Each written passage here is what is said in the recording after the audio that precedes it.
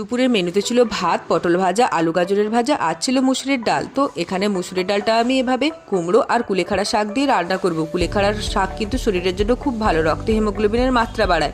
ডালটা সবার প্রথম প্রেসার কুকারে আমি লবণ হলুদ দিয়ে সেদ্ধ করে নিচ্ছি, 4টে সিটি দিয়ে নেব। আর ওইদিকে আমি পটলগুলো উল্টে পাল্টে ভেজে নিচ্ছি। পটল ভাজার পর সেই তেলেই আমি আবার গাজর আলুগুলোও ভেজে নেব।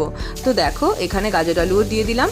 তো গাজর আলু এদিকে ভাজা হতে থাকবে, ওইদিকে প্রেসার কুকারের ভ্যাকিউম রিলিজ হয়ে গেলে আমি কুমড়ো, কুলেখাড়ার শাক আর কাঁচা লঙ্কা দিয়ে আবারও একটা সিটি দিয়ে নেব। টোটাল 5টে সিটি এখানে দিতে হবে। এটাও হয়ে গেল। আর ওইদিকে আমি গাজর আলুটা দেখো সেদ্ধ হয়ে গেছে, আমি এভাবে ভেজে তুলে নিলাম। তো এটা আমার রেডি। তো এদিকে ডালটাও সেদ্ধ হয়ে গেছে। কুমড়োগুলো আমি বেশি ম্যাশড করব না। এবার আমি ওই কড়াইতে তেল দিয়ে শুকনো লঙ্কা, তেজপাতা, 5 ফোড়ন, জিরে আর মৌরি দিয়ে ওপর থেকে আবার আমি সেদ্ধ ডালটা দিয়ে দিলাম। তারপর খুব ভালো করে নাড়িয়ে এর মধ্যে আবার আমি অল্প পরিমাণ লবণ অ্যাড করব আর কিছুক্ষণের জন্য এভাবে টকবক করে ফুটতে দেবো। তার